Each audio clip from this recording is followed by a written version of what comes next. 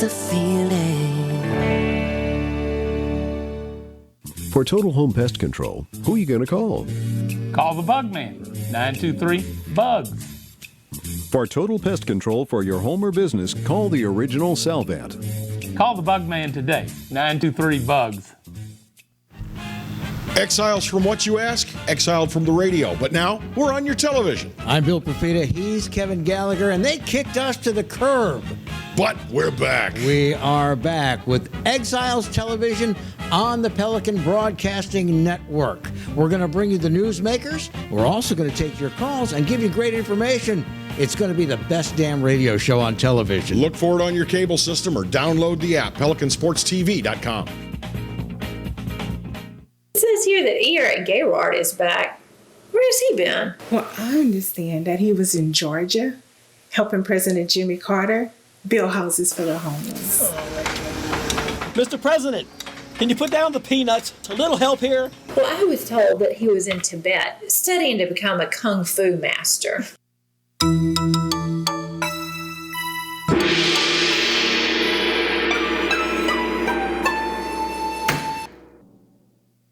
Hello guys, it's Debbie. It's time. I've got a brand new location. 10510 Airline Highway, Baton Rouge, next to After 5 Tuxedos. We have the perfect spot to get all your wedding and formal wear needs. Come see our one-of-a-kind name brand and get great prices. With 30 years experience, the best customer service anywhere. It's Debbie's Bridal, Airline Highway, Baton Rouge. See you soon.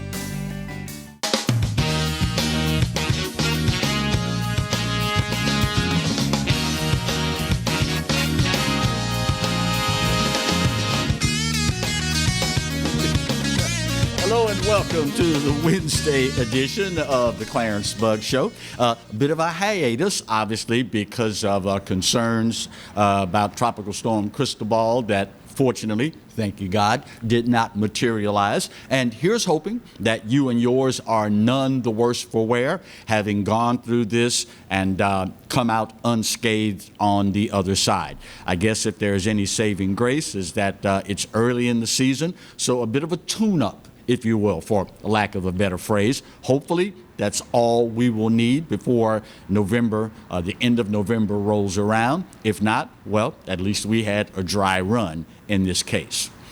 I have been watching with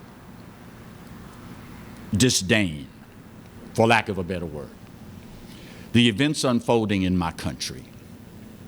In 2020, we continue to struggle in this country with issues of race and policing. It is such a sad commentary that in the land of milk and honey, the land of opportunity, that we continue to struggle with the most basic of things. This weekend, watching the coverage, I found myself incensed and insulted by the continual ignoring by the media and the politicians of the elephant in the room.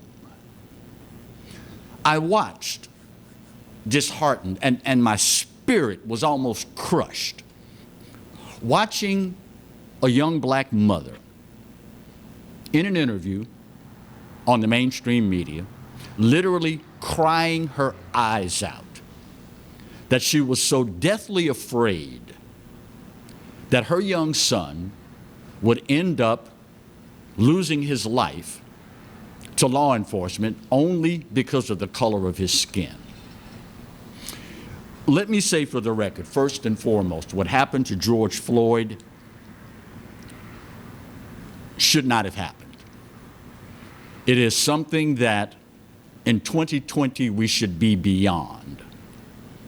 It is something that warrants prosecution, but there is a difference between prosecution and persecution of law enforcement. Watching this mother bawl her eyes out, it occurred to me, bless her heart, she doesn't have a clue. The reality of the matter is, if your young son, African American male, is murdered, the probability of him being murdered by police as compared to murdered by another young black man pales in comparison. Just on a whim, I started doing some research this weekend trying to find out homicide rates for young black men in America. Now, like most people, typically you will Google something. Personally, I say I DuckDuckGo something. They don't use Google. DuckDuckGo, best search engine on the planet, and they don't sell your data. But that's a different show for a different day. And of course, when I inquired on DuckDuckGo what I'm looking for, I get this whole litany of stories.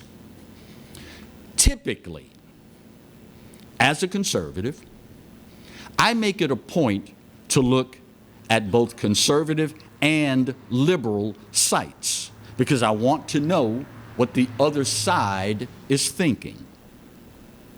Ran across an article from a website that I, at the time, was not familiar with, PolitiFact, P-O-L-I-T-I, fact, one word. This is an article I'd like to share with you that was published on PolitiFact, August 24th of 2014. What drew me to this particular article is that it quoted Juan Williams. For those of you that don't know, Juan Williams is an African-American man, is as big a liberal and as big a Democrat as you will ever find. He is a regular contributor on Fox News because they, when they do round tables and the like to have the conservative side represented and, of course, the liberal side. Juan Williams is one of their go-to guys. The article reads, amid ongoing protests in Ferguson, Missouri, ring a bell, 2014, the national conversation about racial justice and police force has ignored a critical point that needs to be discussed, said pundit Juan Williams. Civil rights activists and black leaders have failed to address the very thing that's fueling conservative white backlash, the high crime rate among the black community, particularly among young black men, Williams said on August 24th. Quote, I think there's a fear of intimidation, harassment, being legitimized by the fact that there is a high rate of crime, especially among young black men. Number one cause of death, the quote continues, young black men, 15 to 34, murder. Who's committing the murder? Not police, other black men. End of quote. I say again, and I quote, number one cause of death, young black men, 15 to 34, murder. Who's committing the murder? Not police, other black men. The article continues. Last year, PolitiFact found that 93% of murder victims were killed by someone who shares their race. This time, we want to check out Williams's claim that homicide is the number one cause of death for black men 15 to 34 years old. We looked at numbers from the Centers for Disease Control, which lists the leading cause of death across all demographics. Experts said that CDC data compiled from coroner reports are in line with FBI numbers sourced from police reports. The CDC does not distinguish between the types of homicide, criminal, justified, etc., or the types of accidents, auto accidents, falls, firearm discharge, etc. According to the CDC, the article continues, homicide was indeed the #1 killer of black men between the ages of 15 and 34 in 2011. What is haunting, the article continues, compared to other ethnicities, the numbers really stand out. 40% of African American males, 15 to 34, who died were murdered, according to the CDC, compared to just 3.8% of white males. I'm going to let that sink in. 40%. Remember, the CDC and PolitiFact found 93% of people murdered were murdered by someone who shares their race. 40% of African American males, 15 to 34, were murdered. 93%, and the number is going to be higher, that's an average 93, shares their race. In 2011, the article states, black males 15 to 34 were 10 times more likely to die from murder than whites of the same group. The article concludes with this. Juan Williams said that the #1 cause of death for black men 15 to 34 years old is murder. CDC data supports the claim. Out of all causes of death, homicide claimed 40% of black males between 15 and 34 years.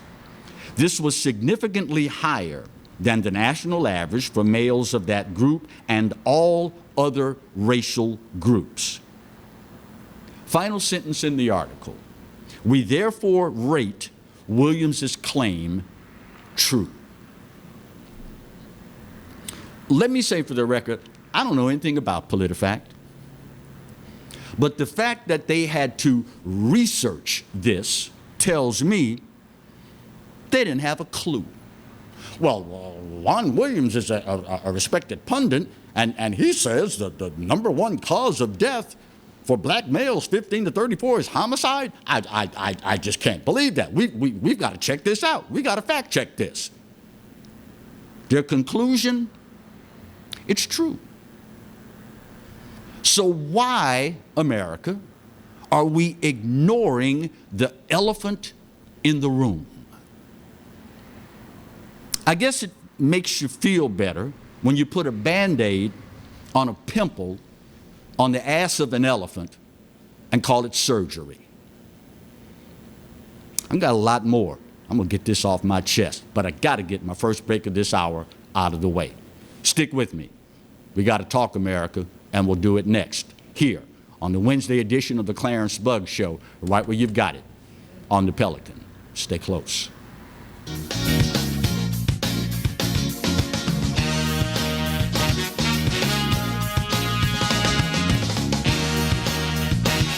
I owed the IRS $10,000. The IRS garnished my wages. They put a lien on my house. I'm self-employed and didn't report all my income. They claim I owe a lot more than I do. The IRS is the most powerful collection agency in the world. They do not give up until you pay. I couldn't sleep. We were being audited. I called Tax Solutions Now, and a great big weight was lifted off my shoulders. I called Tax Solutions Now, and they got the IRS off my back. Tax Solutions Now had my wages wage garnishment lifted in 48 hours. Tax Solutions Now can get you help. Our agents know the rules, can stop the pain, and get you the best deal. Tax Solutions Now saved my business. I qualified for the Fresh Start program. I paid less than I owed. We connect you with a team of former IRS agents and tax professionals who get the IRS off your back. Time is running out. Call Tax Solutions now. Call 800-778-4345. 800-778-4345. From appetizers, pasta dishes, and entrees, La Contea takes pride in preparing all the Italian cuisine we know you love. Enjoy live music every Thursday through Saturday from 6 to 9, happy hour weekdays from 3 to 6, and brunch on Sundays from 11 to 2, as well as dinner portion-sized lunch specials for under $10. Visit our website to view our menu and book a party or meeting in our large banquet room. Once you try La Contea, your Italian dining will change forever. Hi, I'm Bobby Yarborough with Manda Fine Meats. Here at Manda, we know what the folks of South Louisiana love. They love great flavored smoked sausage, delicious deli meats, and specialty items like boudin and andouille sausage. Manda Fine Meats has been providing these products since 1947. We produce them right here in Baton Rouge, so you know you're always getting the freshest product at your local grocery store. Manda Fine Meats. Taste the fresh local flavor in everything we make. Make it Manda every time. Bolello's Furniture and Appliances, your dependable independent. Depend on us for service, for selection, for price. Get huge Whirlpool savings. Shop now and save on Whirlpool appliances throughout the store. Plus, experience our price match guarantee and ask about special financing. You can depend on the know-how of people who live appliances every day. Bolello's Furniture and Appliances, your dependable independent with nationwide buying power.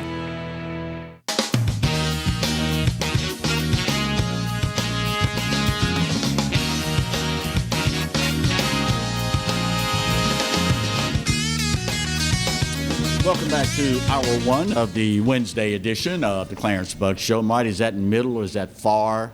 Middle. Middle. Okay, that's what I thought. Thank you kindly, sir. We are talking this hour, far middle, thank you. We are talking this hour about how insulting it is for media and the politicians to ignore the elephant in the room. Yes.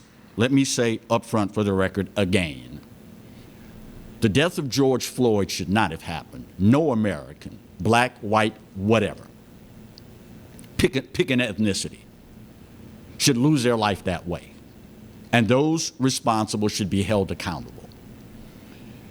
But at the same time, the amount of energy, negativity, criminal activity in conjunction with the mourning process has to be done in context.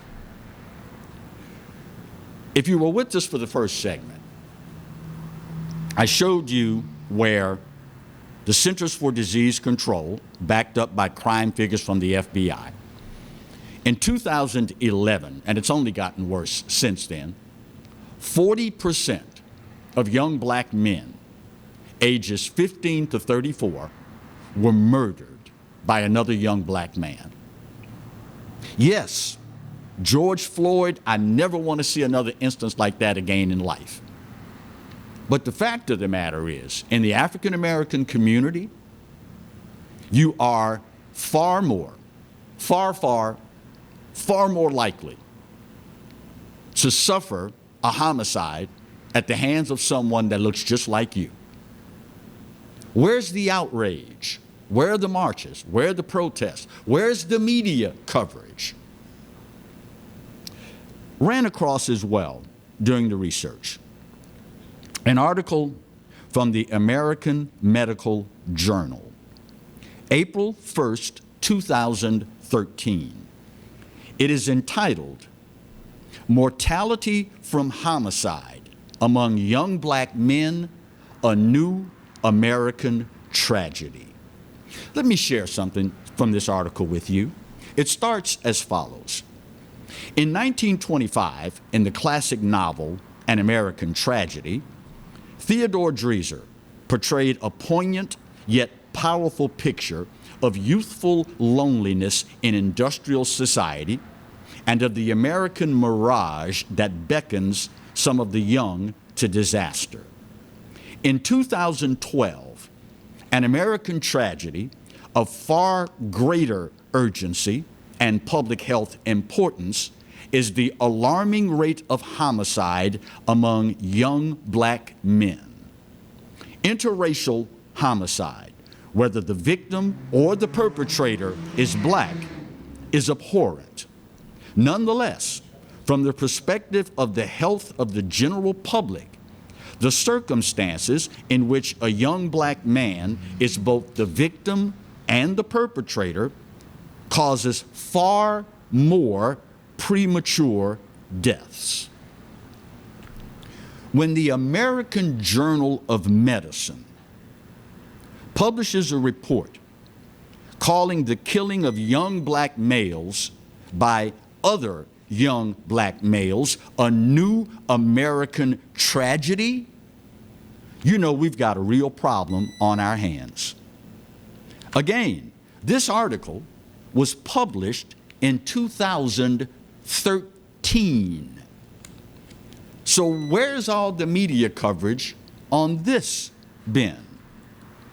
Why is the media not reporting on this and instead focusing all their attention on something that doesn't begin to kill the same number of young black men? Is it because the media is ignorant, Marty? I think it's this one. Is it because the media is ignorant? Not in a derogatory way, mind you, meaning not aware of the facts. I find that hard to believe, and I'll tell you why. The media reports on it every single day. All you have to do, turn on 5 o'clock, 6 o'clock, 10 o'clock news, replays, internet, whatever. They let you know every day how many folks are killed, how they were killed, who did the killing. Still under investigation, whatever. So to claim ignorance, well, we really didn't know this many black people were being killed by other black people, I find that hard to believe. So if the media is not reporting on this, not because it's ignorance, is it because they think the black community really doesn't care that this many black men are killing other young black men? Are they saying to themselves, well, the black community, they live it every day. They got to know what's going on. And after all, they're not marching, they're not protesting, they're not rioting, so it must be okay with them, right? The only other option that I can think of,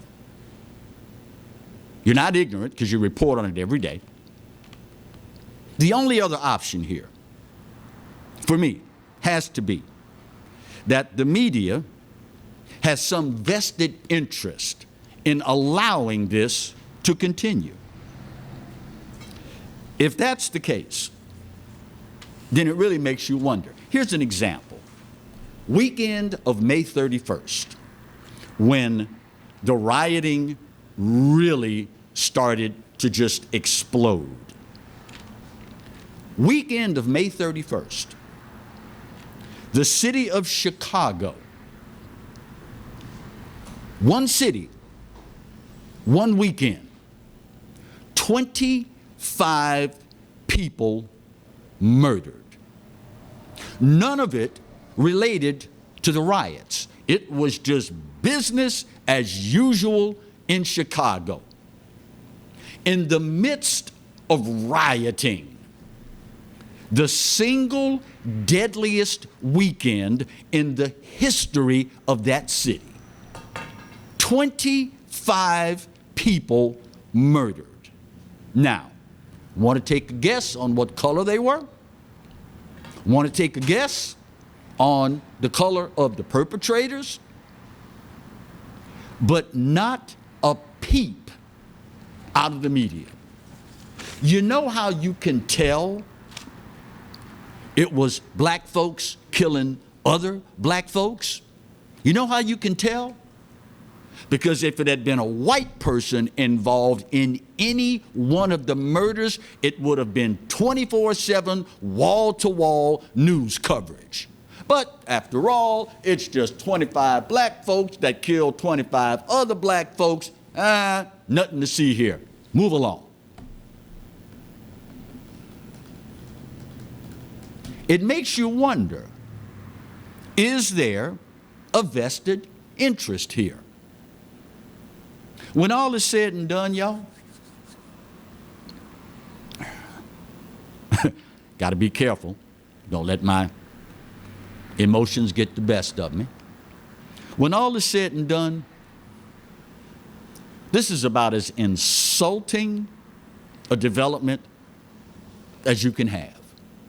Number one, as an American. Number two, as a man. Number three, as an American who just happens to be a black man. 25 murders in one weekend in one city, and not a peep out of the media.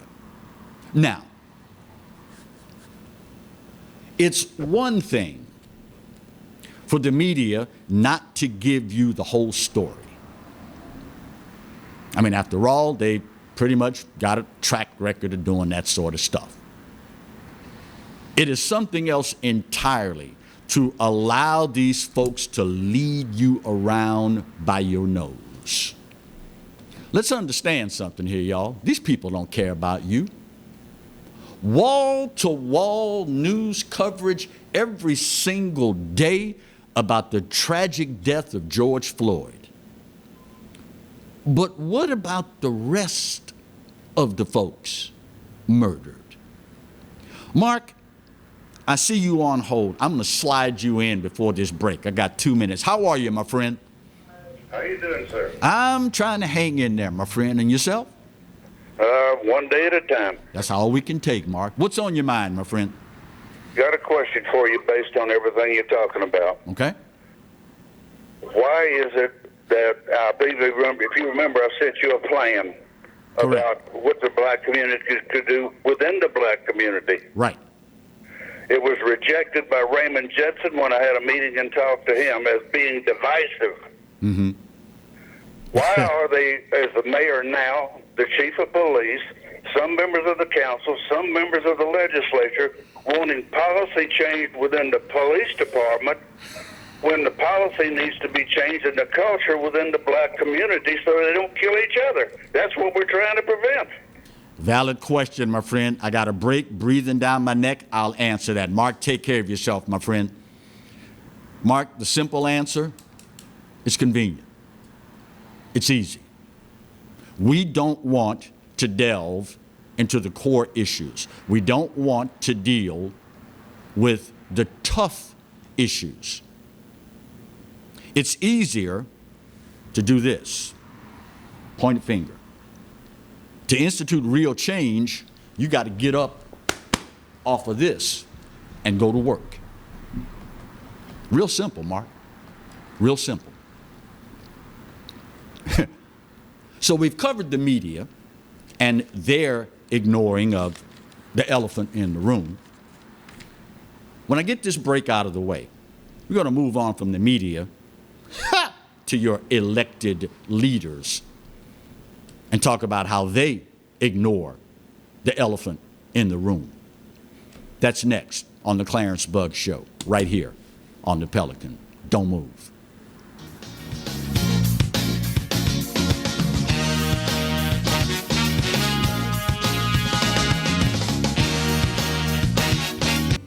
Hi, I am Dr. Farrell Frugier Jr., and I am a general dentist at Frugier Family Dentistry. I was born and raised in Baton Rouge, Louisiana. I went to Catholic High School, LSU, and LSU School of Dentistry in New Orleans, where I received my DDS degree in 1986. I always have and will continue to be committed to continuing my education, to invest in technology which makes the diagnosis and delivery of dentistry more thorough, more comfortable, and more aesthetically pleasing. In our practice, we are here to serve the patients. We want to improve their quality of life and to develop relationships with our patients. In dentistry, we have a chance to impact lives on a daily basis, not just by doing dentistry, but by getting to know them and being a part of their life. We also believe in giving back to our community. So every year, we give back to the Greater Baton Rouge Food Bank, Toys for Tots, and Mary Bird Perkins Cancer Center. Please stop by and visit our office. We would love to take care of you and your family. Hello guys, it's Debbie. It's time. I've got a brand new location. 10510 Airline Highway, Baton Rouge, next to After 5 Tuxedos. We have the perfect spot to get all your wedding and formal wear needs.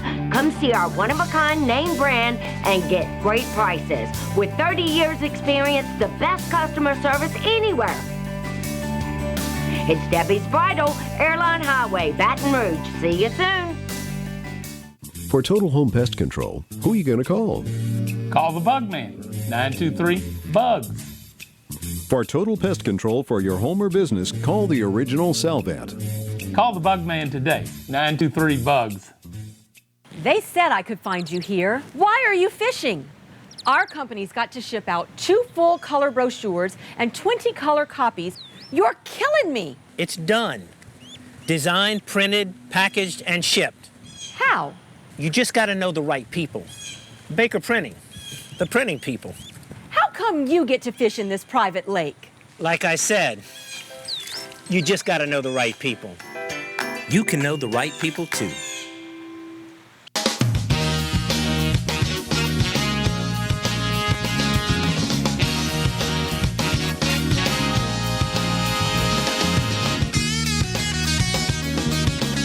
Welcome back to the Wednesday edition of the Clarence Bud Show. If you are just tuning in, first of all, shame on you. Where have you been all morning? Secondly, this hour I have dedicated to my outrage at the media and our elected leadership for their continual, either ignorant or purposeful, ignoring of the elephant in the room. I'll say again, the murder of George Floyd should not have happened. Those responsible should face swift justice, and whatever measures need to be put in place to ensure that it never happens again should do so expeditiously. Now, that being said, as a black man in this country, I am fully aware that if you open the paper tomorrow and see, God forbid, headline, local talk show host / longtime broadcaster murdered, in all likelihood, it is not going to be at the hands of the police. It will not be at the hands of some random white person. In all likelihood, it will be from someone that looks just like me. We've covered the media and their incessant refusal to acknowledge the elephant in the room. So what about the politicians and our elected leaders?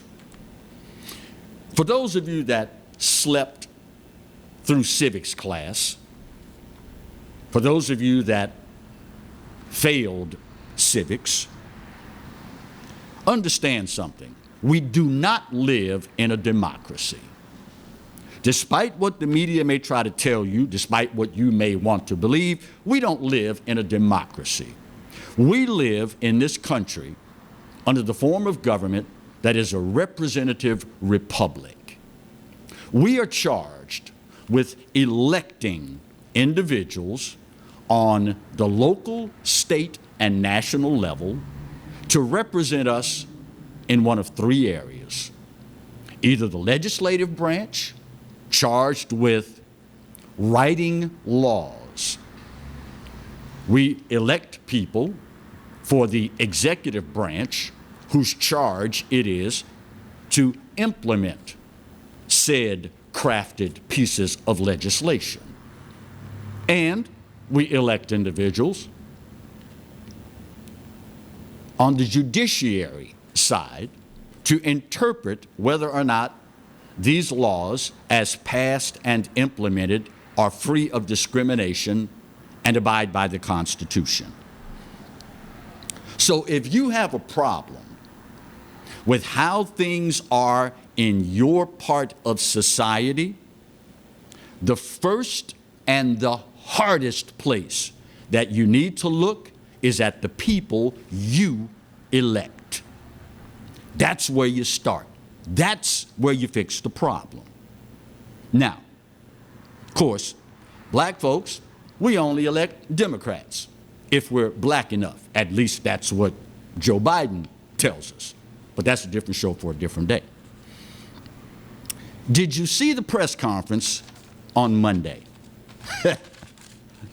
where Nancy Pelosi, Chuck Schumer, and other Democrats, including Kamala Harris and Cory Booker, two former presidential contenders, by the way, all took a knee for 8 minutes and 46 seconds to show their solidarity with the protesters. And did I mention, by the way, all of them were wearing kente cloth.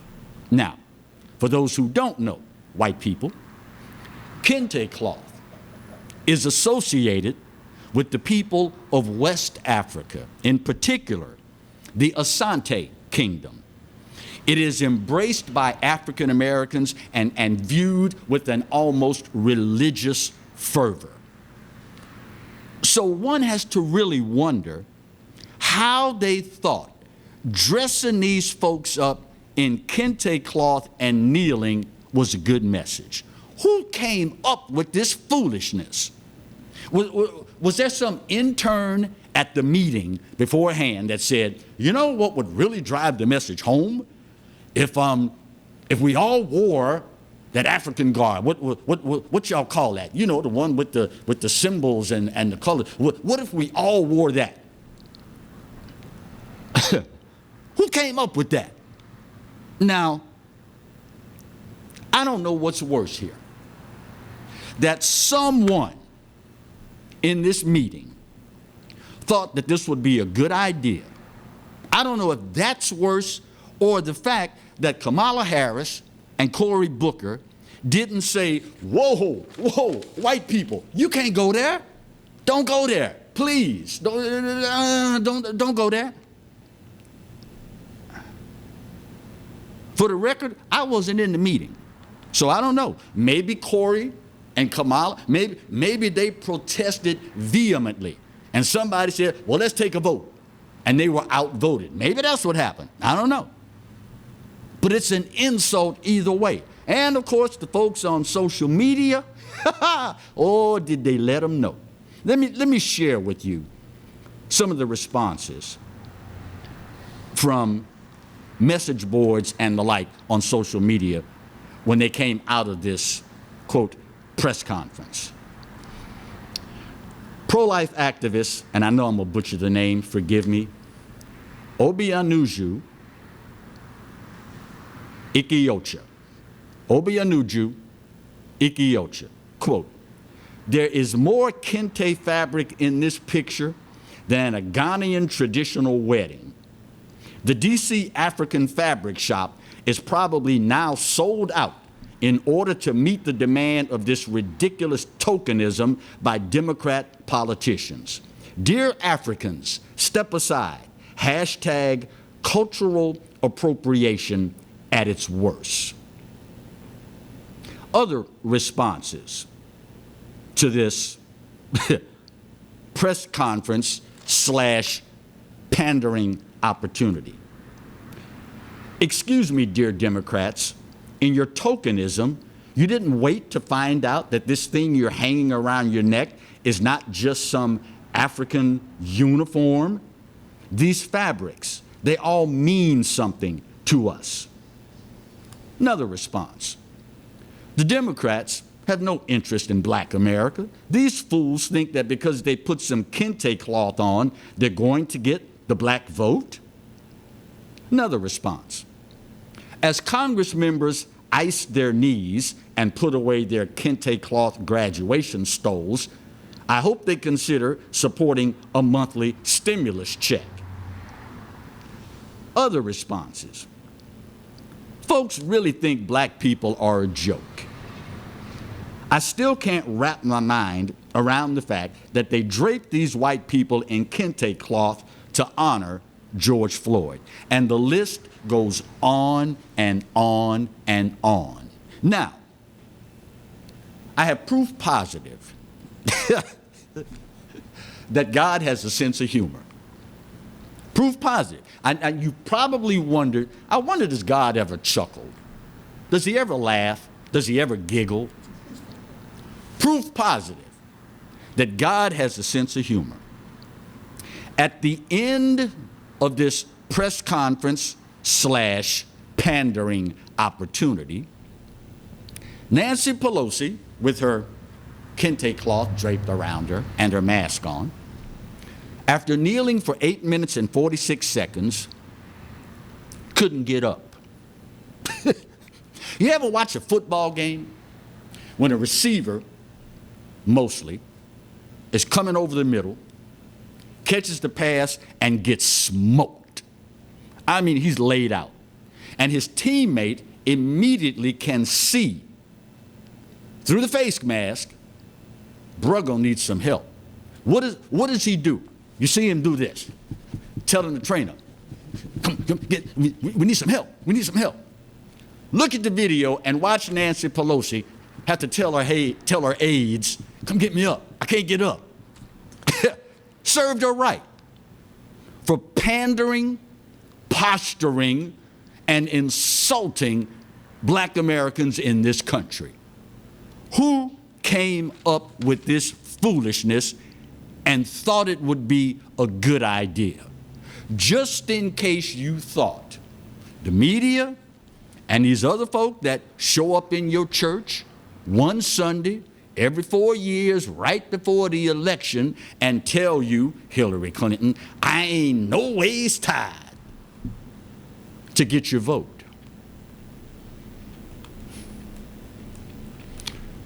After our final break of hour one, we've covered the elephant in the room. We've covered the media and their ignoring of the elephant in the room. Now we've covered the, quote, elected leadership. When we come back, why should we look at all of this in a different light? Why should we not look at this the way the media is telling us to look at it and the way the politicians are telling us we should look at it? There is so much at stake here, America. We're at a crossroads. And if we don't start doing some things differently, I shudder to think about what we are going to leave for those who follow us. Let me get my final break of hour one out of the way. Hey, it ain't comfortable, but as I always tell you, I'll never tell you what to think, but guaranteed, I'll make you think, pure and simple. Final break of hour one here on the Pelican. Stay close.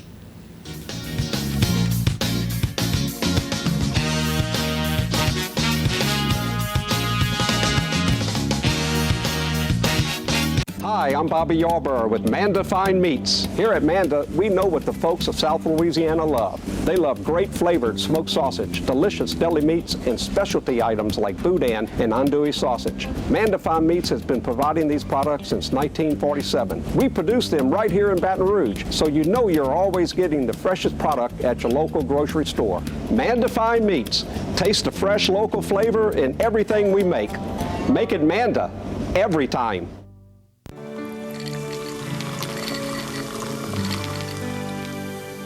No one can stop me when I taste the feeling.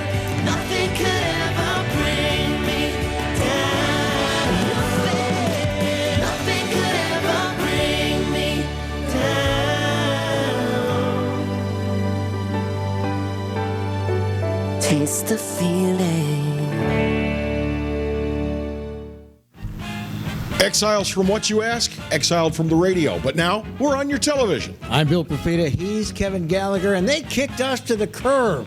But we're back. We are back with Exiles Television on the Pelican Broadcasting Network. We're going to bring you the newsmakers. We're also going to take your calls and give you great information. It's going to be the best damn radio show on television. Look for it on your cable system or download the app, PelicanSportsTV.com. From appetizers, pasta dishes, and entrees, La Contea takes pride in preparing all the Italian cuisine we know you love. Enjoy live music every Thursday through Saturday from 6 to 9, happy hour weekdays from 3 to 6, and brunch on Sundays from 11 to 2, as well as dinner portion-sized lunch specials for under $10. Visit our website to view our menu and book a party or meeting in our large banquet room. Once you try La Contea, your Italian dining will change forever. Live and play on the fairway at Greystone Golf and Country Club, a serene, challenging golf destination located in Denham Springs. For tee times and membership opportunities, go to GreystoneCountryClub.com.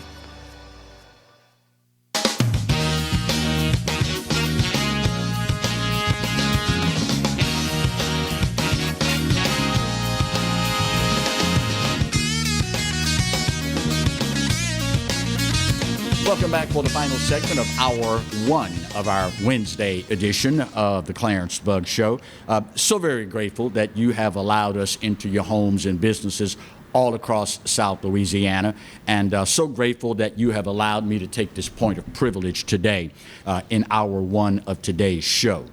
As a man of color, and more importantly, as an American, the continual ignoring of the elephant in the room is insulting. There's just no other way to put it. When you take into account, and yes, let me say again for our viewers that are just tuning in, what happened to George Floyd was a travesty. Whether it was an African American, white American, Latino American, Asian American, whomever. As an American, you should not ever lose your life that way. Let me also add that those responsible should be held accountable. Let me also add, however, that the overwhelming majority of law enforcement officers are good officers, pure and simple. So, thus far we have covered the media's ignoring of the elephant in the room, the politicians and our elected leaders ignoring the elephant in the room, this inordinately, ungodly high murder rate of young black men ages 15 to 34. Statistics show 40% of them will be murdered by another young black man. So why should we look at all of this in a different light from what the media and or the politicians are trying to paint it in? Well, I'm glad you posed the question. First of all, if we don't, we will squander a marvelous opportunity for the future.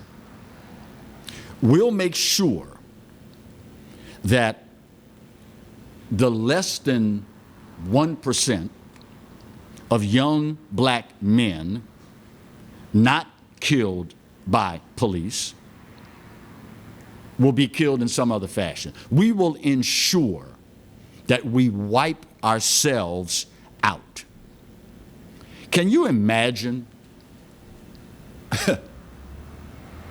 what the Klan is saying right now? Imagine a conversation between two Klan members. Hey man, you going to the meeting tonight?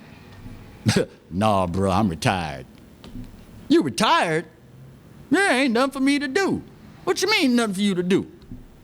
Man, don't you know black folk killing each other better than I ever could. Ain't nothing for me to do. I'm hung up my robe, my hood. I might donate it to the Hall of Fame. You know, there's nothing for me to do.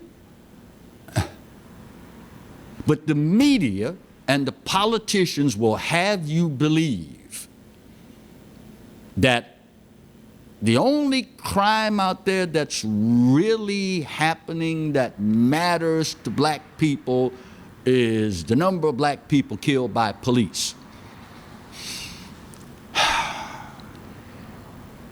Second reason why we need to look at this in a different light from how the media and the politicians are pushing us to look at it. If we don't, we run the risk of losing all the goodwill from folks that don't look like I do. Speaking of conversations that are being held, you got to know when they're alone and those that feel as though I can have this conversation with my black friends, they're wondering, why is it that black people are not more vocal about what is happening in their community to their young men at the hands of other young men? Listen, y'all, no one is interested in helping someone who is not interested in helping themselves. And I'll be honest with you, there are probably a whole lot of white people that are saying, well, wait a minute, 40% of young black males 15 to 34 years of age are killed by other young black males. 40%.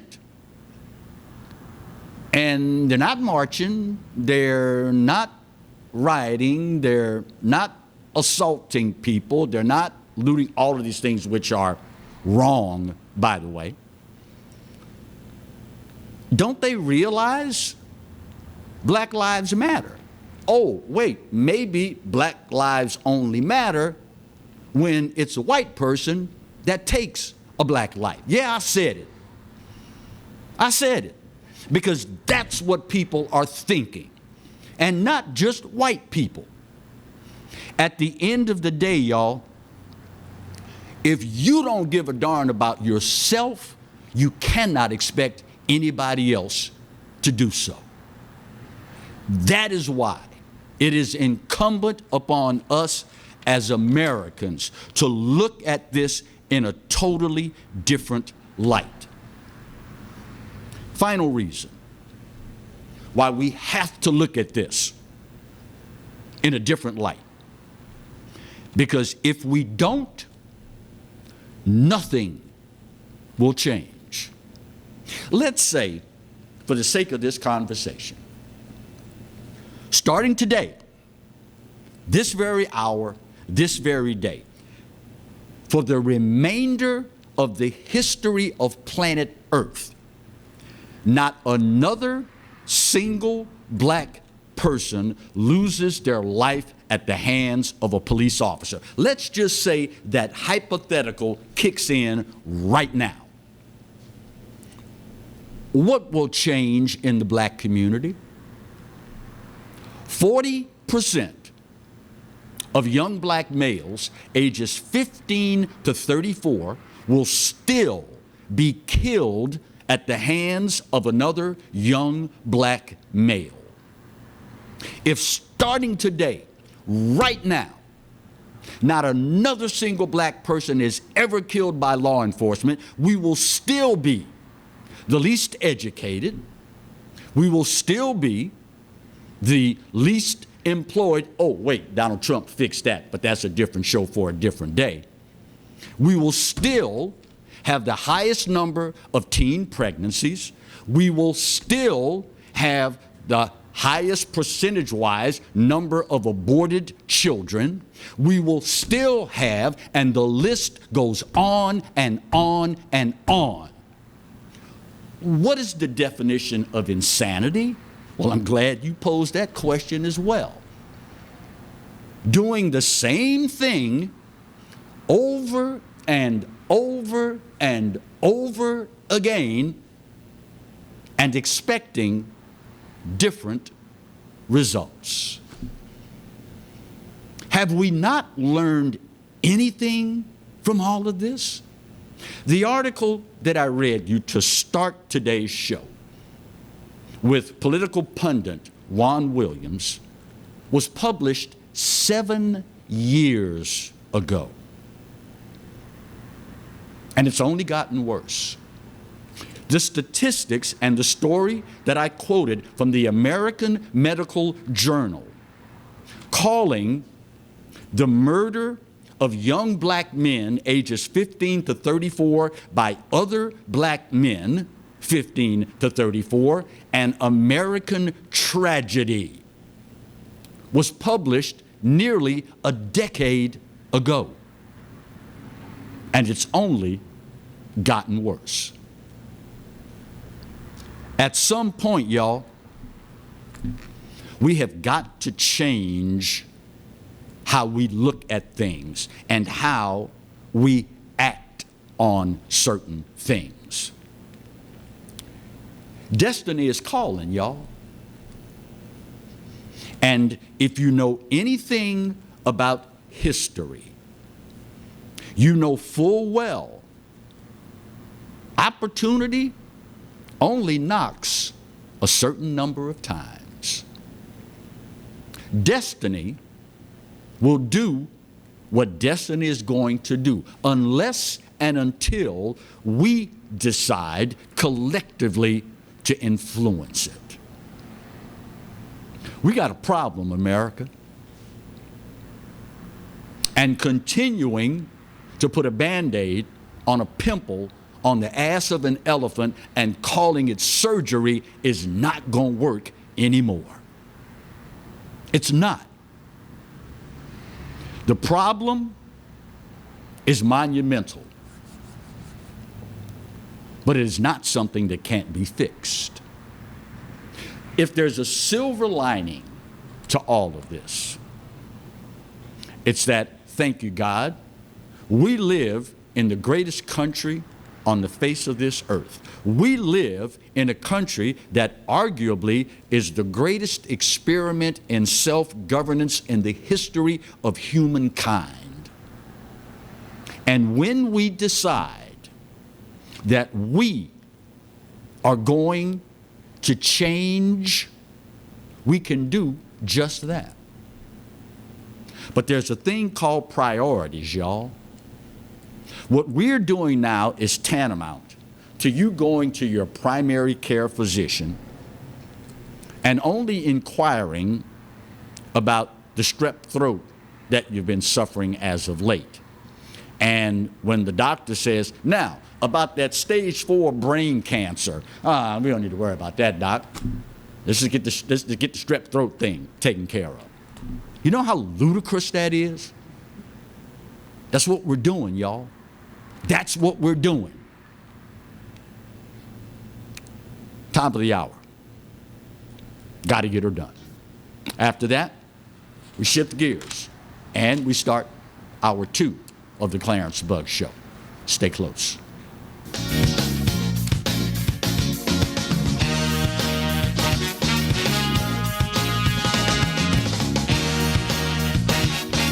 Hello guys, it's Debbie. It's time. I've got a brand new location. 10510 Airline Highway, Baton Rouge, next to After 5 Tuxedos.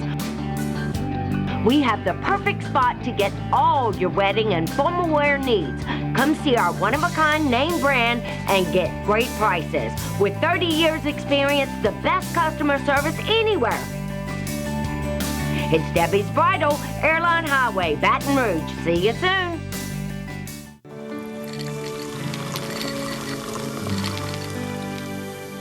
No one can stop me when I taste the feeling. Nothing could ever bring me down. Nothing could ever bring me down. taste the feeling.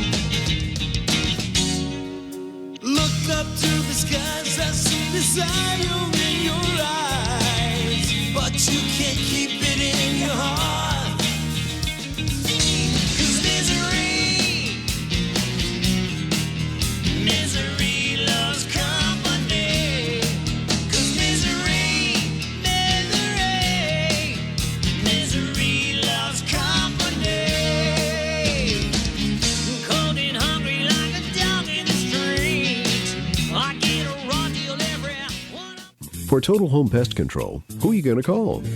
Call the Bug Man, 923-BUGS. For total pest control for your home or business, call the original Salvat. Call the Bug Man today, 923-BUGS.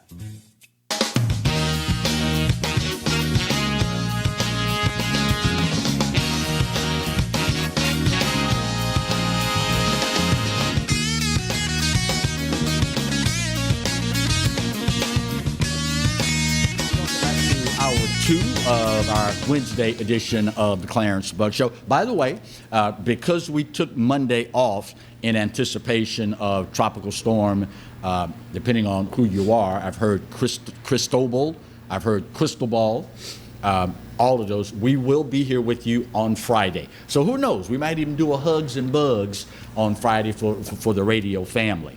But keep that in mind that we will be Wednesday and Friday this week as opposed to the normal Monday and Wednesday. Joining me on set today is Councilman Matt Watson, District 11, if memory serves correct. Yep. Kind of hard to keep track of all these. You're sitting in it right now? I had no idea that you were a Michigan guy. And I tell you why the bells went off. Our daughter, Lauren, did her first 2 years of college at Kettering University in Flint. Yep. It is the old General Motors, it was probably the General Motors Institute when you were there. Oh, and wow, yeah. I was so impressed. You could tell that this campus was designed by engineers. She was in industrial engineering. And it just blew me away that every single building on the campus was connected by underground tunnels, so that when people from Baton Rouge, Louisiana came to Kettering to go to school in the middle of a Michigan winter, you never had to set foot outside. You could go to class, cafeteria, bookstore, everything through tunnels and never have to set foot out in the snow. Yeah. That was just amazing to me. Mother Nature can be pretty brutal up there. You think? And the trucks, you can buy all the salt in the world and sometimes it's just not going to melt. Right. But I tell you something else that was very impressive to me, Matt, before we get into our conversation. Sure. When I was there in Flint, because we drove her up to Flint for her first year, Mom wouldn't have it any other way. I'm not putting my child on the planes and all that. Milk all the time. Sure. So we get there, and this was after the domestic automobile industry had been devastated in Detroit. And Flint was in shambles. I mean, you would drive down the street and pretty much on every block you would find 3 boarded up homes and businesses, 1 occupied, then another 5 or 6 boarded up homes or businesses, then another occupied, and so on and so forth for miles. But what was so impressive to me, Matt, was that it hit me like a ton of bricks. I'm stopped at a red light, and I'm just looking around, getting the lay of the land. The place was spotless. No cigarette butts, no discarded cans or bottles, no trash. All the homes that were boarded up, the grass was cut, the hedges were trimmed. The grass wasn't just cut, it was edged. And it occurred to me, if there's any place on the planet where they could neglect this part of the infrastructure, because after all, nobody lives there. You know, it would be Flint. If there was any place on the planet where I could say, well, yeah, I could see, you know, folks not really caring. What year was this? This was Lauren's freshman year in college. We're talking 10, 11, 12 years ago. Okay. And it occurred to me then, we have pride in where we're from. Well, I'm a Southern boy. Well, I'm a Louisiana man. They have pride in where they are. Yeah, because I'm going to tell you, that wasn't the city of Flint cutting that grass and dredging that. It was the people who lived there that wouldn't let next door neighbor make my house look bad. Exactly. In Detroit, you've got, I think they're called the Lawn Rangers, and it's a bunch of older guys that have riding lawnmowers, and they get together and they plan out what parks need to get cut, and they go take them out with their trucks with the trailer, and they go out and they hit a park because the Park Service can't do it. Wow. You got two cities up there, Flint, which I had some folks that lived in Flint for a little while. Right. My great-grandparents were in Harper Woods. That's, I mean, you could literally hear Old Tiger Stadium from their back porch. We could listen to a game from there. Not Death Valley, but the other. Exactly. You were talking Detroit Tiger Stadium, the baseball team. Right. So being down there and watching that, and my great-grandparents came from Germany over to here, got a job, and met each other working on the line at Chrysler. Worked their entire life and died at 93 years old. Bless their hearts. And lived through a lot of turmoil. Right. There was a lot of riots in late 60s, early 70s. Yeah. It changed the demographics of the city. It changed where where people were. For a while, people didn't invest there. Then it came back. Right. Detroit's had a lot of problems of who's going to run the city, and right now, you've got private entities bringing that city back. Yeah. Because what had to happen is former Governor Rick Snyder had to put in an emergency manager in Flint and an emergency manager in Detroit, because both of those cities declared bankruptcy because of their own mismanagement. Right. By the way, I asked for an opinion from our Attorney General if something like that were to happen in our state of Louisiana. Right. We aren't afforded. The governor, whoever it is of Louisiana, is not afforded the opportunity to appoint an emergency manager. So if any city in the state of Louisiana had to file for bankruptcy, it would be the people that got them into bankruptcy managing them out of the bankruptcy, at least until the next election. Wow. You and I, and the old saying is conversation is the beginning of understanding. But also, I, as an addendum to that familiarity, you and I have a lot of common threads in our background. For example, aside from the Flint, Michigan deal, with my father serving nearly 30 years in the military, as an Army brat, I was born in Germany, born in Würzburg.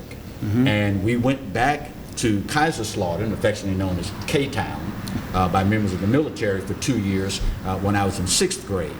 So it's just amazing. You never know until you talk with people what kind of common threads may run. Imagine if everyone started having a conversation with somebody else in this world instead of passing them by and thinking from 15 feet away, I know their whole life story. What a novel concept. What an idea. Just, you think that could maybe catch on? I think if we let it. For those that don't know, and were not with us the last time, Matt Watson is running for mayor for East Baton Rouge Parish.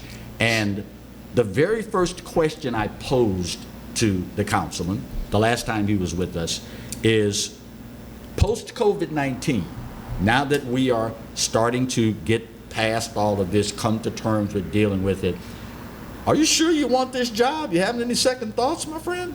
I don't want. Why not? I'm a problem solver type of person, and I'll say anybody who knows me, I'm a workaholic. Right. So the combination of me wanting to solve problems and being a workaholic and the seemingly unlimited opportunities to solve problems in our community, it's a marriage made in heaven. Me working in the city of Baton Rouge. Because I've been on the council, I've tried to make a lot of changes. I've been very aggressive as a council person, making changes in blight, making changes in litter, making changes in so many different things, making changes in human trafficking in hotels and motels, only to have, as the legislative branch, changing these laws and handing it over to the executive branch to have nothing get done. Right. This guy didn't sleep through civics. It's very despondent.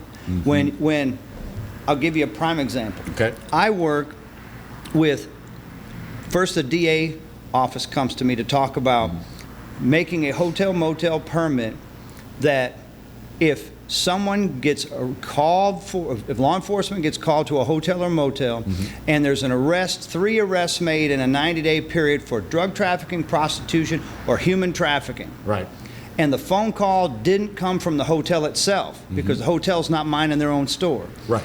You can yank the hotel permit, and it's at least 60 days before they can get it back. Yeah. So there's a little bit of an economic pinch that makes people think twice about maybe changing the way they run a hotel. Right. First thing I thought was, I love the idea, but I don't know anything about how to run a hotel. I better go to the Hospitality Association and ask them what they think. Right. So I brought this to them. There's a lot of things they didn't like about it, and there was other things that said we could do this and had a much better idea. Right. It was a year-long process to work with these folks. Now imagine that year-long process was discussion after discussion of many, many different people in the hospitality industry bringing their ideas forward. Right. We finally got it done. It passes unanimously. I've never seen, look, I reached out to Erica Green, the District 5 councilwoman. She came on as a co-sponsor and communicated with folks in the hospitality industry as well. Right. I've never in my life seen an agenda item get passed with a standing ovation. Wow. And to have the industry that's being regulated come up and say, we need these regulations. We get all this done. The reason I say this is, as a council person, that's as far as I can take it. Right. All this administration needed to do was create one single website page to put in the name of the hotel, how many rooms you got, who the owner is, and who handles your insurance. Right. That took them 16 months. Wow. To do that. How many people were victimized in that time frame? We've got some hotels that are not too far from here. Think about these numbers. In 18 months, each room in that hotel on average gets visited by law enforcement 1.42 times every 18 months. This is a hotel that advertises nationally. That you think, I'm going to stop along the road, I'm getting tired, I'm going to keep my family safe, not drive the car off the road, I'm going to sleep in this place that I saw their ads on TV. And it's as rough as any neighborhood in any bad part of any city in America. Wow. And there's just no urgency to solve a problem. Look, you might not think it's a big deal, but you got these signs, pressure washing, we buy houses, handwritten signs, mattresses for sale, all that kind of stuff, littering all over the place. And it looks bad. No matter who you talk to in the city, they'd like to get that cleaned up. And it shouldn't take 16 months to do it. This is a different ordinance, and they haven't done anything. The only way you get it cleaned up is just like you talked about in Flint, having the people go out and clean up. I go clean up my district. When I have a meeting with my council aide and we talk about things we need to do, it's in his truck while we're going and killing 2 birds with 1 stone, pulling those signs up. Can you hang with me a little little longer? Sure, of course I can. Because I wasted so much time talking about Germany and Flint and all of this kind of stuff and the common thread. Let me get this first break of this hour out of the way. We're going to talk more with District 11 Metro Councilman Matt Watson, and is also running for the office of mayor. Stay close. We'll be right back.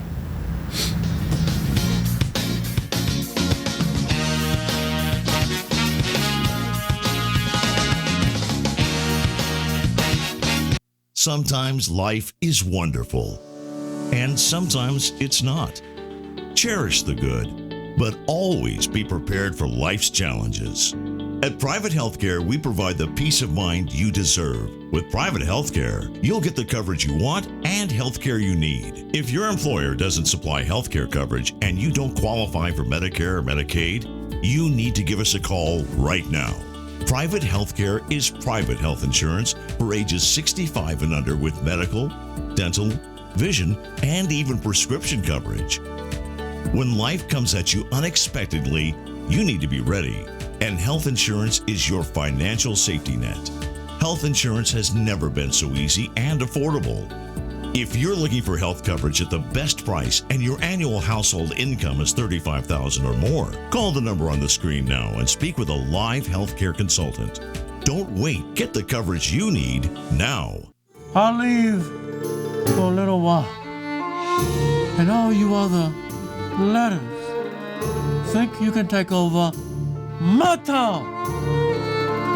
Look at you. No dishes even a vowel. If the people want the money they deserve for their accident, The E-guarantee. and as for you other letters, it's time you were erased. That's right, the Clarence Bug Show is back, along with the Exiles, Bill Profita and Kevin Gallagher. We've put the band back together, South Louisiana's talk team, and it's only on the Pelican. 10 a.m. till 12 noon, right here on the Pelican. From appetizers, pasta dishes, and entrees, La Contea takes pride in preparing all the Italian cuisine we know you love. Enjoy live music every Thursday through Saturday from 6 to 9, happy hour weekdays from 3 to 6, and brunch on Sundays from 11 to 2, as well as dinner portion-sized lunch specials for under $10. Visit our website to view our menu and book a party or meeting in our large banquet room. Once you try La Contea, your Italian dining will change forever.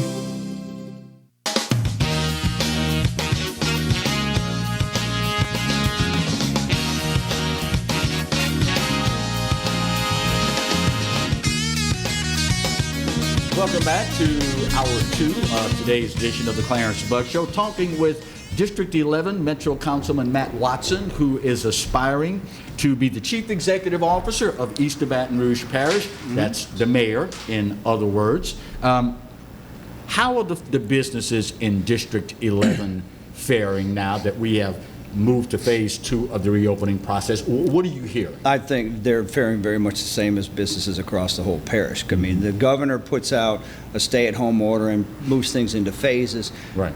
People in the service industry, bars especially, have really been kicked in the stomach with this. Yeah. Restaurants got hammered so hard. It was just terrible. So I worked with the assistant parish attorney who handles the ABC board and people on the ABC board. That's Alcohol Beverage Control Board. Right. For those folks watching that don't look at the roster card of things that acronyms for the city parish. Right. But to remove, since we knew agencies were going to be closed down, closed to the public, some services were going to be cut back throughout the COVID shutdown.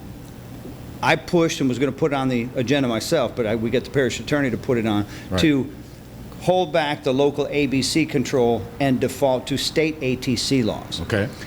What that does was it allowed restaurants who normally could not serve anyone outside of the building, even though they were just going to the curb. Right. It would allow people to take home sealed packages with the drink, if they want a margarita, they want a daiquiri or something like that, they could take that with them and leave and go home. This was something you'd have to break a seal. They're buying them from a very famous local milk producer here is making those containers. But when they're sealed up, you have to break them. This isn't something where you're getting a styrofoam cup and you just got the little piece of paper on. This isn't to facilitate drinking and driving.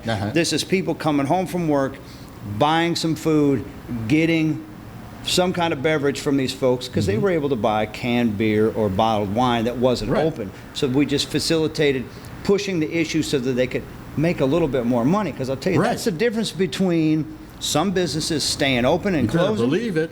It could be the difference between that other extra person being on the payroll or having to cut somebody off. Right. So we had to do a whole lot of that, and that's across this entire parish. And imagine across the entire country. The service industry has been hammered so badly because of this. And I'll tell you, I got a phone call, and I don't think they'd mind me mentioning this. I had a conversation with the owner and the manager of Don Carter's.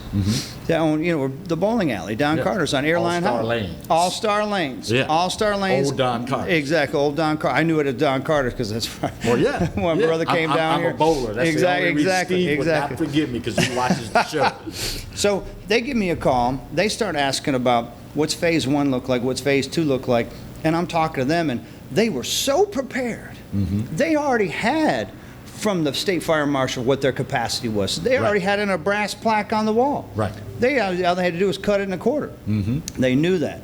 They knew to divide the lanes up so nobody's bowling next to each other. They were going to have people check out the house balls like they would check out shoes, so they could sanitize them between people rather than leave them out. I said, what are you going to do about the arcade?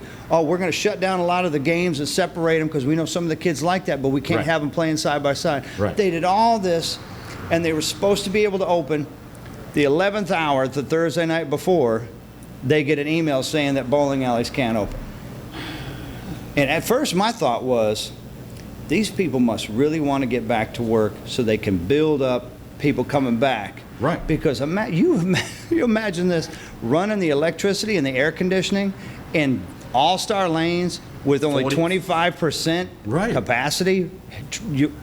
Does that even pay to have the lights and the air conditioning on? No. But they want to get back open so they can have people kind of make a path back to their location so they don't have to close. That's a significant piece of property on Airline Highway that we would all like to have a viable business. Rather than someplace shuttered because of well-meaning but very economically damaging stay-at-home orders. Speaking of that, looking down the road, let's say, for the sake of the conversation, unfortunately, the coronavirus resurfaces this fall, coinciding with flu season, the time of year that we do all these things. What, if anything, would Mayor Matt Watson do differently in EBR? Differently than what we've seen happen thus far? Well, for starters, we're going to see, just because since this all started, it's been a very rapid evolution of the medical response to this. Correct. Looking for some kind of, vaccine for it. We're going to get closer to having something like that. We're going to have something more of an understanding of who has these antibodies that they could use to fight this. So stay very engaged in the medical community. Not just look at what the higher ranking official of the state says and repeat what they say the next afternoon. But really stay engaged. We've got this medical area, the health district at Essen, Our Lady of the Lake, Baton Rouge General, Children's Hospital. We've got Oxnard now that's built over there now. And because they're there, they're organized for a variety of different reasons, but because they're organized, they've got representatives on a panel. Go talk to that panel and talk to them about what can we do? What are you hearing? Bring your doctors in. I want to hear what's cutting edge that you're hearing right now, because I could tell you what I would do now in the fall, but that terrain's going to change between now and the fall. And only a fool would say, oh, I know exactly what I would do in the fall. But the fall's not here yet. We have had, and we've been so blessed in this country, we've seen SARS, MERS, H1N1, swine flu, bird flu, Ebola, Zika, now Corona. Is this the new norm, seeing these ever-evolving, mutating viruses? And if so, what is the obligation of the city parish to prepare for the next whatever that comes down the pipeline? Learn from each instance that we've had. At this point, I've talked to some folks that say, should we stockpile hand sanitizer, for example? So long as we have a good partnership with one of the largest companies in the world that can make hand sanitizer right on the river in Exxon, if we don't run them off because of short-sightedness about job creation and having somebody that pays $33 million in property tax in our community, if they stay here, we didn't go demand that they make hand sanitizer. That came from the federal level, said make hand sanitizer. And I'll tell you what, that became they just pushed it out. And that was, what a blessing to have somebody that close. Now, on the other hand, what are we going to do with masks? We got to look at, do we buy these masks ahead of time? What is their shelf life? What do we do? Do we get in a public-private partnership with somebody who has a rotating inventory of masks so that we don't have an investment in masks and then 10 years down the road we go, oh my God, we've got this disease that requires people to wear masks and they've all dry rotted and we don't know what we got. Really learn from not necessarily the mistakes. Mistakes have been made, but they've all not been malicious mistakes, it's because you're learning. So you're learning something new. Yeah. So learn from your mistakes, but don't forget the lessons you've learned, and do everything you can to be prepared.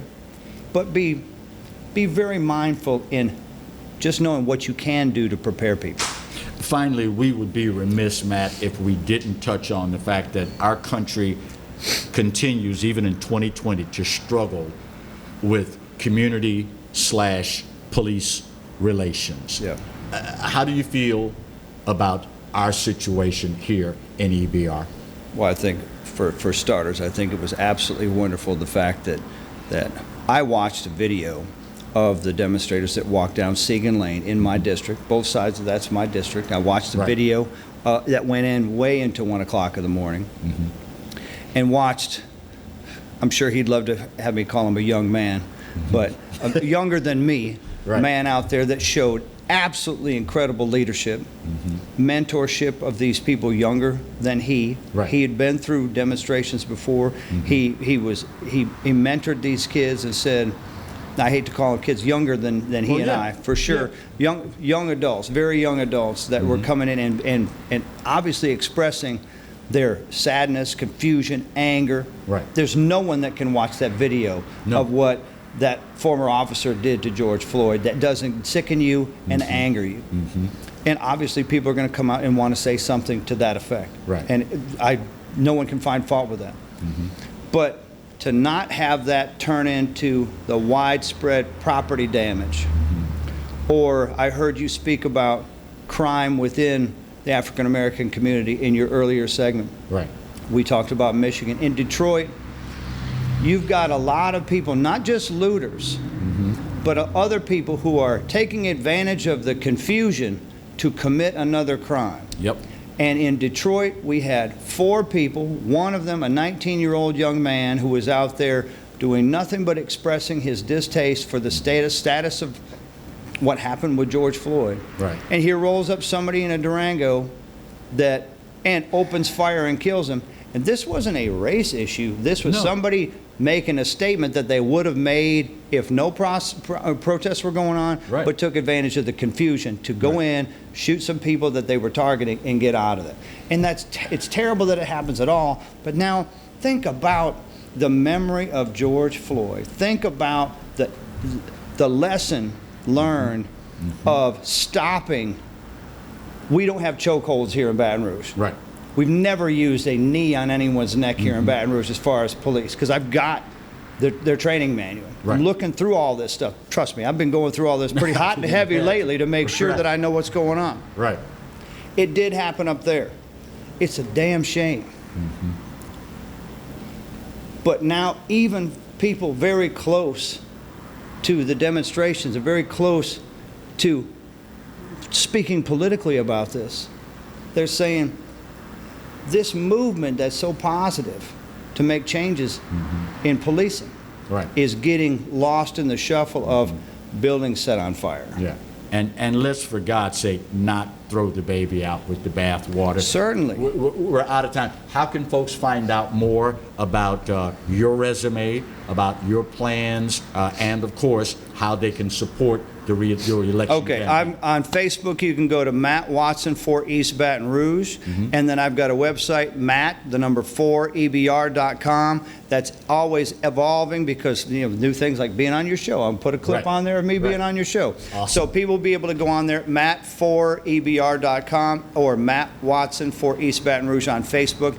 That's a great place to connect with us. You can leave messages. I answer almost immediately. I don't have my phone now because I'm giving all my time to Clarence because he's worth it. I mean, that's just being a good guest. But I will respond very quickly to anybody. I've had a lot of people contact me about having discussions about how we can change the police force. And instead of having a knee-jerk reaction of, no, I don't want to hear it, I call right back. There's a woman, Ashley. I said, Ashley, I'd love to hear. I appreciate your concern for our community. I appreciate you reaching out for me. I'd like to take this conversation further. When are you available for a telephone call or a cup of coffee? Awesome. And we got that scheduled for 2 o'clock on Thursday.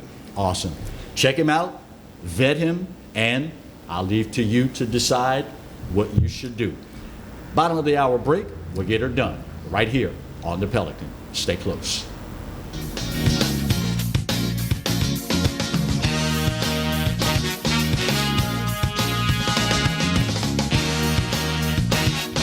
For Total Home Pest Control, who are you going to call? Call the Bug Man, 923-BUGS. For Total Pest Control for your home or business, call the original Salvat. Call the Bug Man today, 923-BUGS.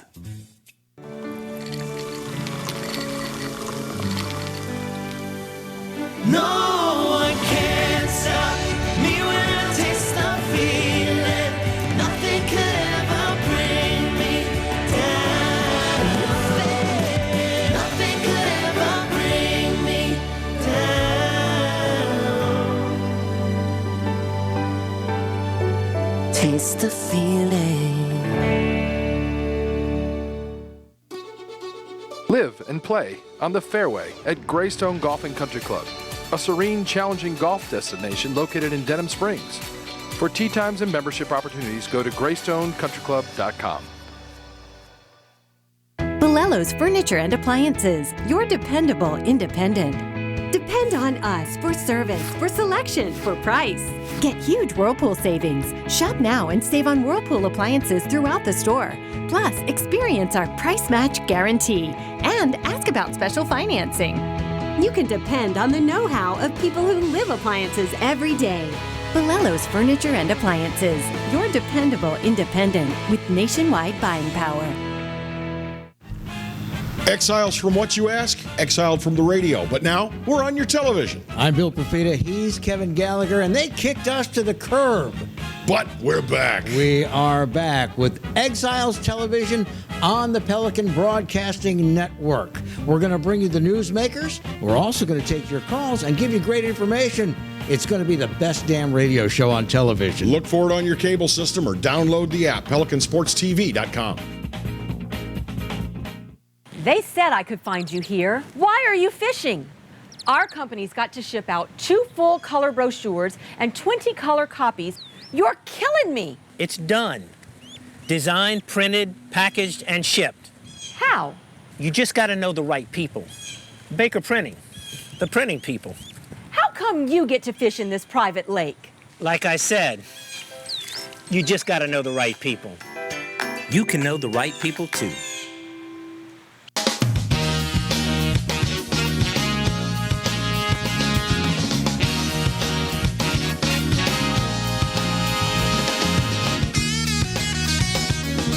Welcome back to hour 2 of today's edition of the Clarence Bug Show. If you were with us a week ago, you know that we had the opportunity to sit down and talk with one of our favorite people in athletics, the Southern University Athletic Director, Roman Banks.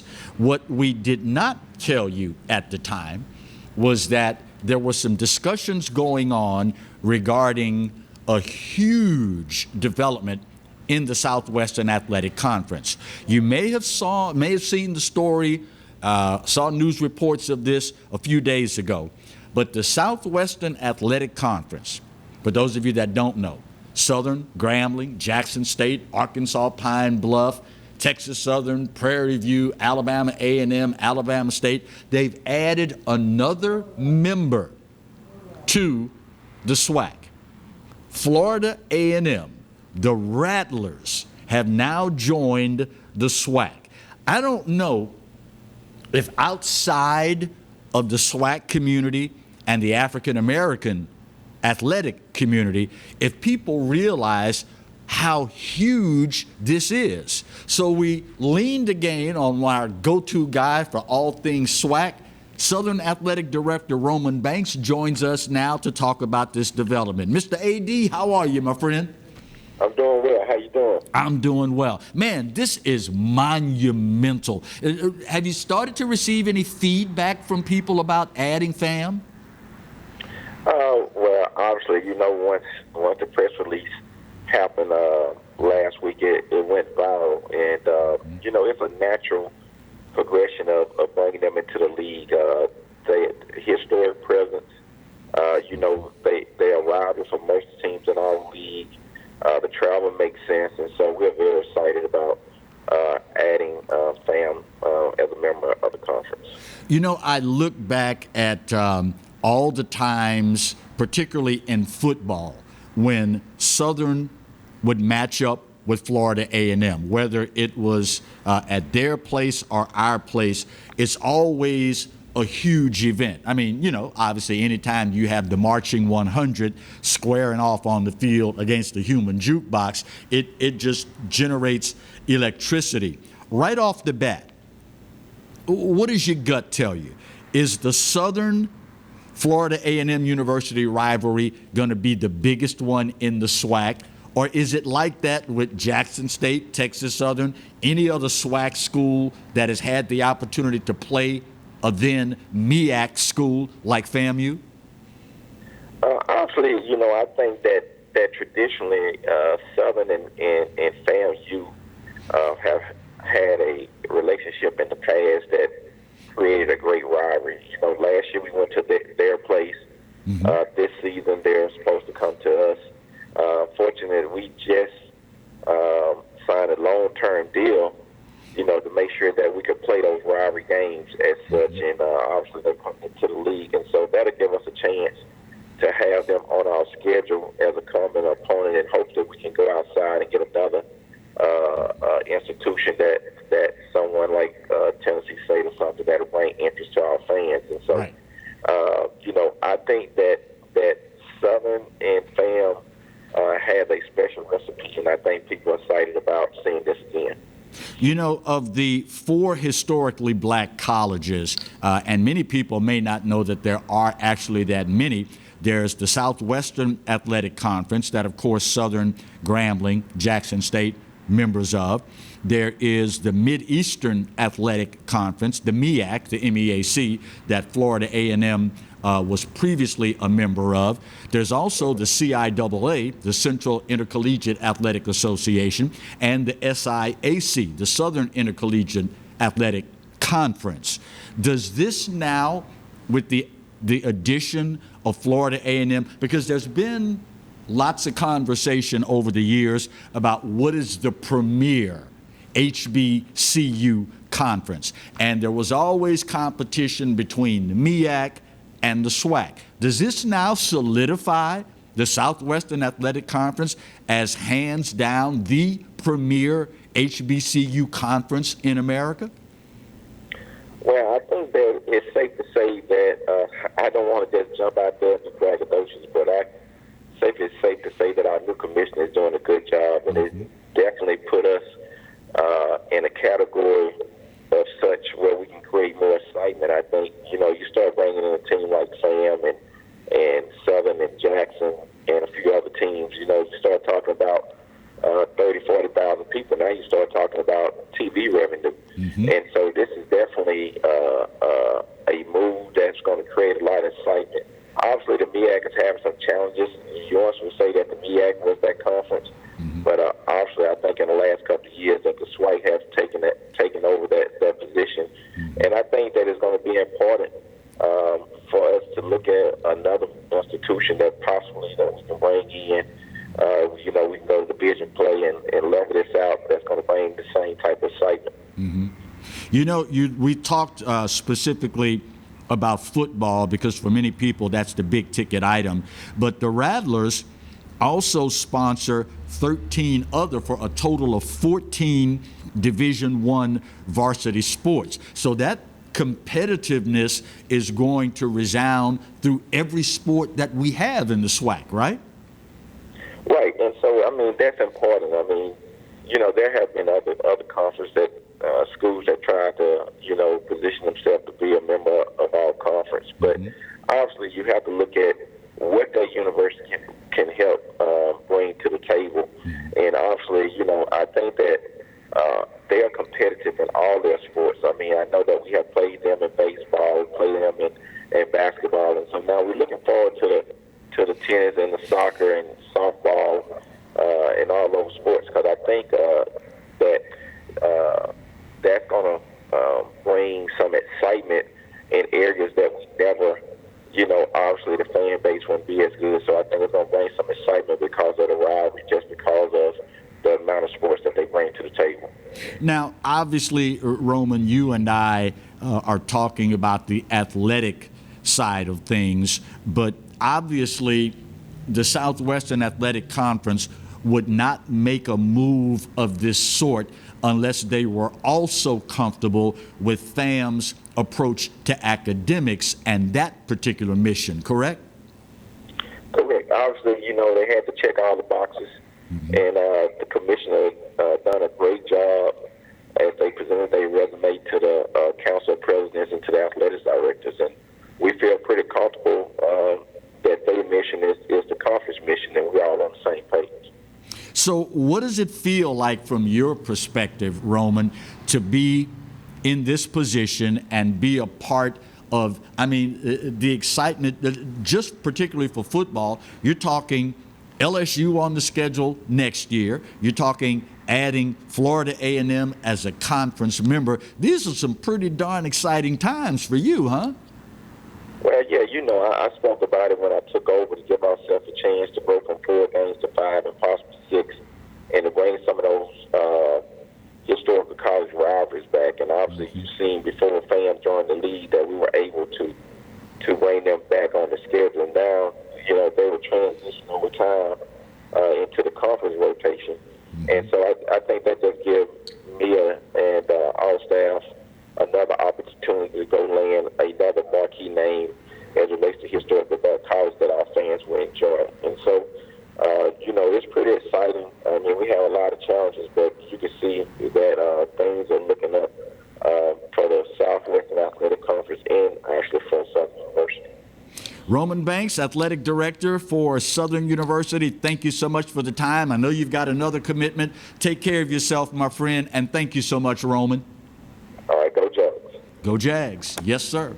Now, as quietly as it's been kept, don't be too surprised if the Southwestern Athletic Conference also goes after Tennessee State to join. Can you imagine in the same conference during football season being able to witness the Human Jukebox, the Sonic Boom of the South, Jackson State, the Ocean of Soul, Texas Southern, the Marching 100, Florida A&M University, white people, that's FAMU. When you hear us say FAMU, that's what we're talking about, FAMU, FAMU. And then to add to all of that, the aristocrats of bands, that's what Tennessee State calls themselves. I'll never forget, as a member of the Jukebox, one year hosting Eddie Robinson's TV show for Grambling, we played Tennessee State. And we're in the stands, and I'm listening, and man, the brass from Tennessee State is screaming. I'd never heard any horns scream like that. So I grabbed my binoculars in the press box, and I look at the band, and then I realized, first band I've ever seen, marching band, with 2 full squads of piccolo trumpets, the little bitty trumpets that just hit notes that make the hair on the back of your neck stand up. 2 full squads of piccolo trumpets. Just screaming. Of course, now, there's a difference. Anybody in the stands can sound good, can sound loud, can sound strong. But when you take that first step and that knee parallels your waist, when you step that high and you're marching 360 steps a minute, let's see how you sound then. That's why the Jukebox is the Jukebox. Tennessee State, yeah, they're the aristocrats of bands. In the stands, once they start marching, sound disappears. But they're good at what they do. Just ain't no jukebox. I am so looking forward to this. It is truly going to add an entirely different dimension to football season and the Southwestern Athletic Conference. We've got our final break of today's show to get out of the way. But remember, as I told you earlier, we took off Monday for the tropical storm, Cristobal or Cristobal, whatever you want to call it. So we'll make it up on Friday. And for those of you from the radio audience, I think we're going to do some hugs and bugs. Final break right here on the Pelican. Stay close.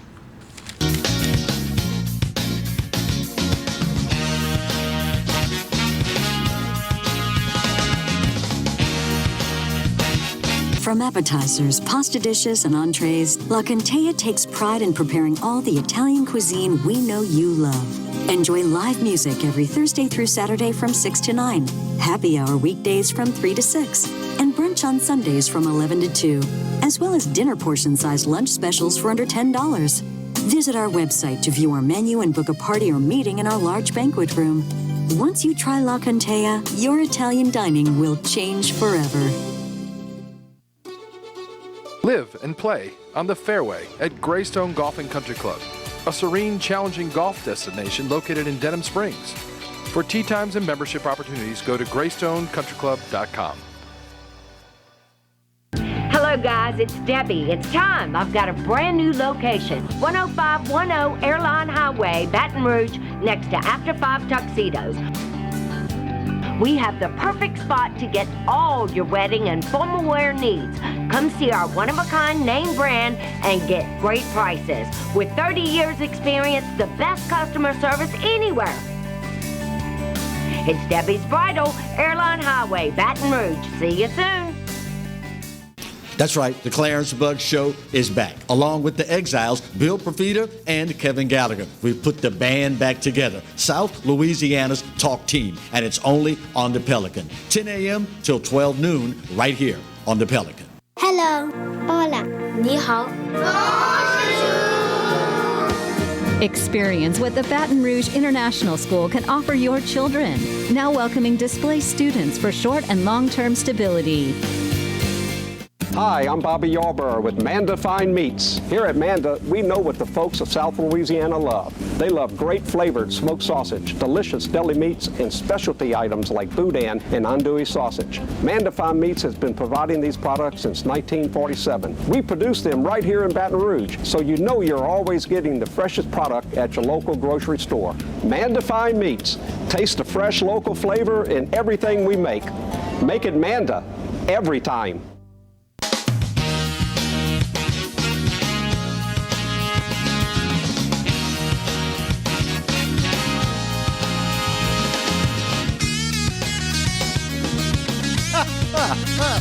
Welcome back to the final segment of the Wednesday edition of the Clarence Bug Show. You've probably heard me say on more than one occasion, not only for our new TV show, but I've said it for years in radio, that you all have no idea the hilarity that ensues during commercial breaks. I was just kidding around with Marty in the last commercial break. As the break started, I just kind of offhandedly said, well, Marty, I got one segment to go. I have no idea what I'm going to talk about. Without batting an eye, Marty said, talk about white people. Why don't you talk about white people? Marty's white, by the way. We got that kind of symbiotic relationship. He's just like a brother. Yeah. But it just, I mean, the flippancy with which it came out was just absolutely hilarious. Yet you had to be there. Throughout all of this, it's a bit disheartening to watch individuals try to take advantage of a situation. It is a page straight out the handbook of folks like George Soros and others. Never let a good tragedy go to waste. When I saw this story a couple of days ago, it blew me away. It is entitled, the headline reads, George Floyd's family petitions the United Nations to help disarm police in the United States. It starts as follows. The family of George Floyd, the black man killed while in police custody in Minneapolis on Memorial Day, has sent a letter to the United Nations to ask for its help in disarming police officers in the United States of America. Understanding in the wake of a tragedy how many people can become emotionally vulnerable, you have to understand how some people could be led to do things that are completely against their own best interest, the interest of others, and the interest of an entire nation. Additionally, however,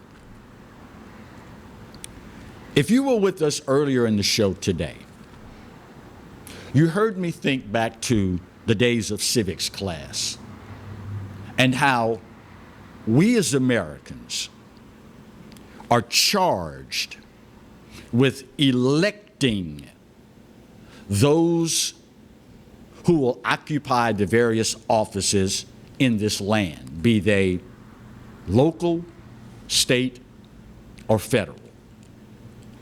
We elect legislators. We elect executive officers, governors, presidents, etc.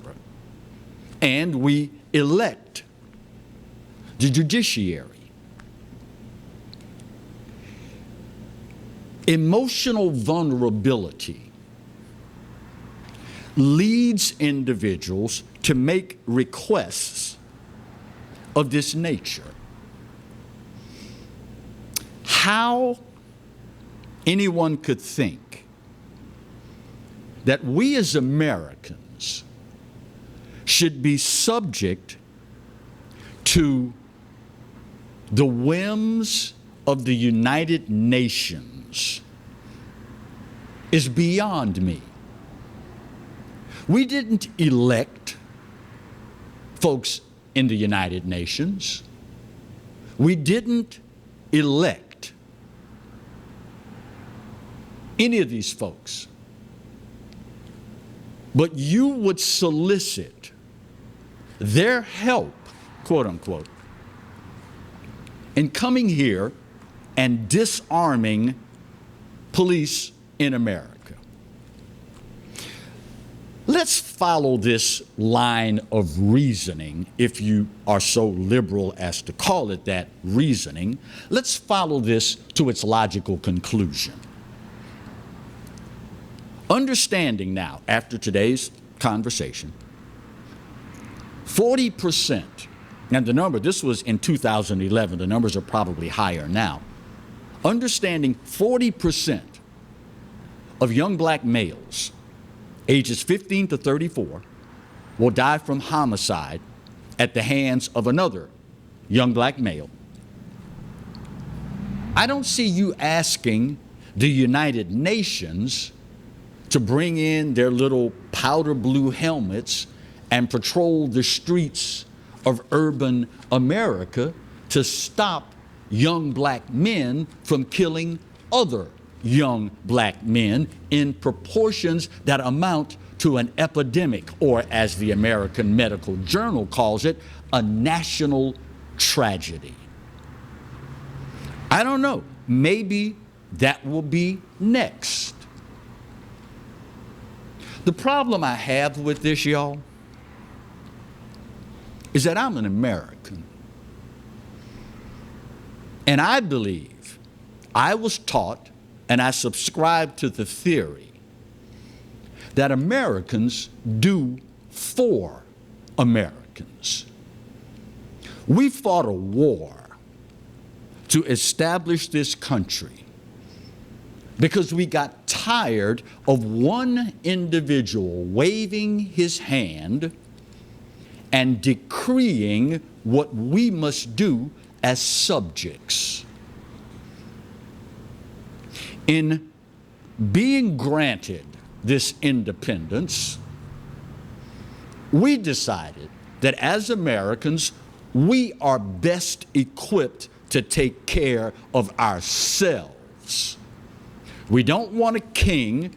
We sure as hell don't want the UN or any other body that we didn't elect telling us what to do, how to do it, or God forbid, attempting to make us do it.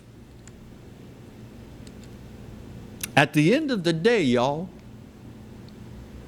America, not the UN, America, not the Soviets, America, not China, America, not the League of Nations, America ultimately will decide what's best for America.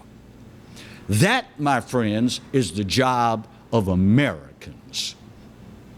Since our inception, it's been that way. And God willing, till the end, it will that way stay the same. As long as there are real Americans living, breathing, functioning, I have no doubt that we will soldier on. Don't forget the exiles. Bill Profita, Kevin Gallagher, right here, same spot, same location, same bat channel tomorrow here on the Pelican, and yours truly will join you on Friday. For those of you that are members of our past radio family, you know we have a tradition on Friday, hugs and bugs. Great opportunity for you to get whatever's bugging you off your chest, as well as, send some hugs out. God knows we could use it in times like these. So be sure, come back and join us on Friday. Now, all of that being said, still leaves me time enough to say, 45, Marty, that's more than enough time for me to say, you know what? You're right. America, we are not perfect. Oh, but doggone it, for my money, it's the best there is. And God knows there is no place else on his green earth that I'd rather be. Speaking of the good Lord, you got the memo, right? You got the email. You realize by now that he loves you dearly. And I hope you know that I do too. Best news you're going to get all day, son. There ain't a doggone thing you could do about either one. Take care of yourselves and each other. God bless.